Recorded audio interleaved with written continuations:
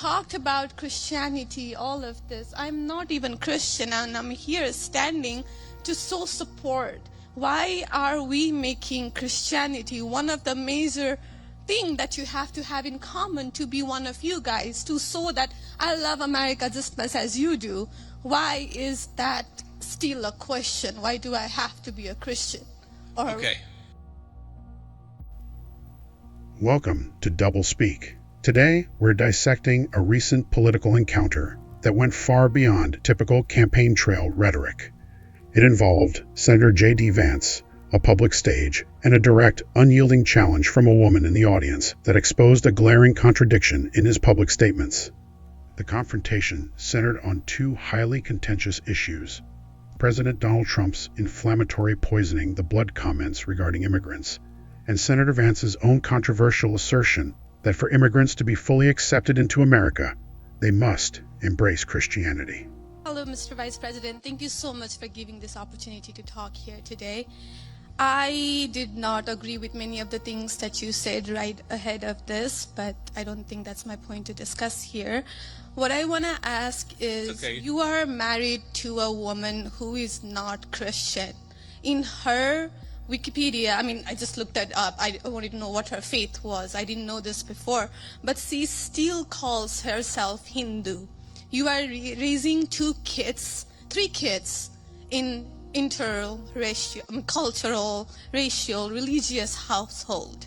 How are you maintaining, or how are you teaching your kids not to keep your religion ahead of their mother's religion? Or how are you teaching them that your kind, they're that kind who got here just few years or few decades ago, is different or is better than your mom's kind who got here just a generation before? How are you balancing that? And when you talk about too many immigrants here, when did you guys decide that number? Why did you sell us a dream? You made us spend our youth, our wealth in this country and gave us a dream. You don't owe us anything. We have worked hard for it. Then how can you, as a vice president, stand there and say that we have too many of them now and we are going to take them out to people who are here rightfully so by paying the money that you guys asked us? You gave us the path, and now how can you stop it and tell us we don't belong here anymore? And one more thing.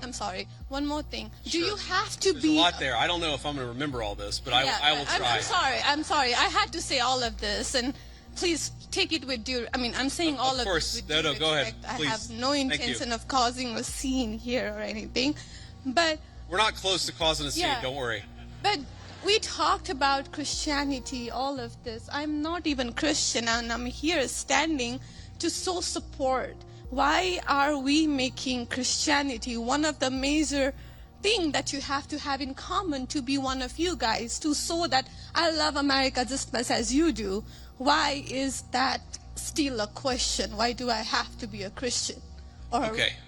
So there was a lot there, and I'm going to try to respond to as much of it as I can. So on the question of immigration, so first of all, I can believe that we should have lower immigration levels, but if the United States passed a law and made a promise to somebody, the United States, of course, has to honor that promise. Nobody's talking about that. I'm talking about people who came in violation of the laws of the United States of America, and I'm talking about in the future reducing the number of people.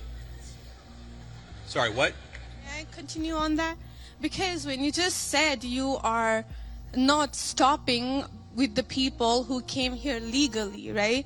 But you are pushing out policies that hurt us. And these policies are not even solving the problems. These policies are just creating chaos. Ma'am. Okay, so again, I'm gonna finish answering the question, and then if I've answered all 9 of your questions in less than 15 minutes, then we can keep on going. We got to have a little fun, right? So here's the thing. I can believe that the United States should lower its levels of immigration in the future while also respecting that there are people who have come here through lawful immigration pathways that have contributed to the country.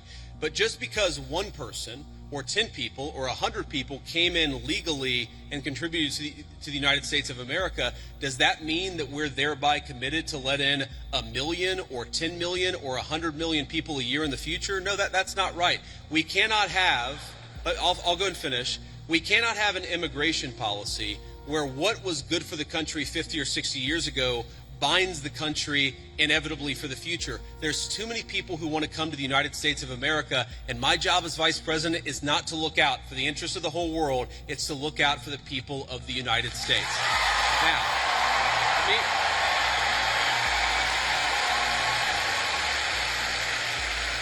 Now, you asked a personal question about our interfaith household.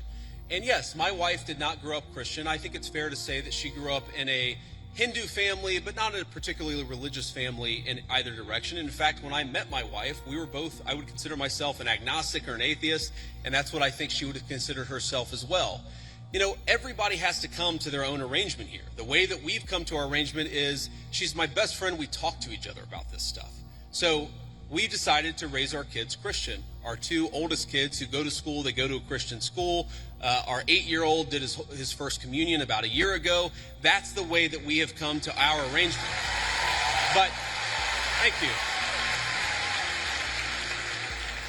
My 8-year-old was also very proud of his first communion. Thank you, guys. I'll tell him that Old Miss wishes him the best.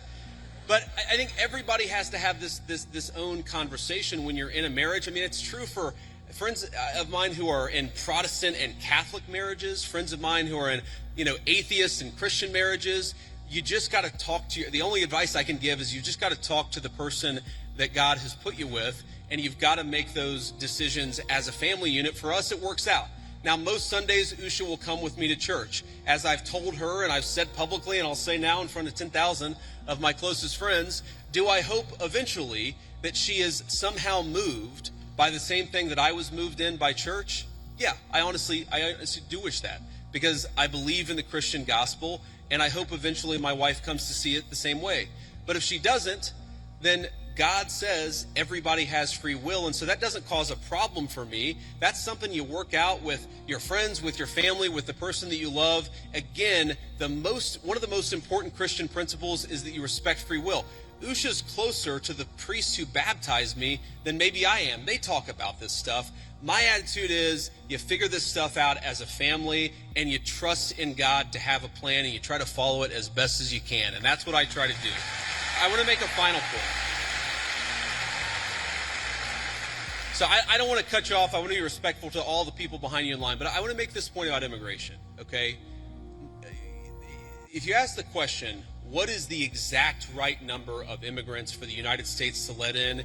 It is just very specific on the context. If you go back to the 1920s, the United States passed an Immigration Reform Act that effectively cut down immigration to close to zero for 40 years in this country. And what happened over those 40 years? The many, many people who had come from many different foreign countries and different foreign cultures, they assimilated into American culture. And there was an expectation that they would assimilate into American culture. I think we have two problems in our immigration system today. And my guess is you're probably a slightly more leftist political persuasion, liberal political persuasion, maybe not. But here's the thing. I remember back in my establishment GOP days, when I was still very early getting involved in Republican politics, I remember a conservative think tank person who told me that one of the reasons why immigration was really good is that if you had enough diversity in a country, people would mistrust each other and they wouldn't join labor unions. Okay? So when I see a lot of left-wing people who theoretically support organized labor saying we need to flood the country with a limitless number of immigrants, they're unwilling to set any limitations on it. My response to that is you are destroying the very social trust on which American freedom and prosperity was built. And that is really important to me. So the honest answer to your question, what is the exact number of immigrants America should accept in the future? Right now, the answer is far less than we've been accepting. We have got to become a common community again, and you can't do that when you have such high numbers of immigration, which is one of the reasons why we have the immigration policy we do. Thank you. Next. The woman directly asked Vance about Trump's rhetoric, highlighting its historical echoes and the dangers of such language. Vance, in his response, attempted to defend Trump's remarks, framing them as a concern for the rule of law and the influx of drugs, a familiar pivot in conservative circles. But then came the crucial unanswered question. The woman pressed Vance on his own statement. Why do they have to be Christian to be accepted into this country? It's a simple yet profoundly important question for a nation founded on principles of religious freedom and pluralism. And here is where the evasion began.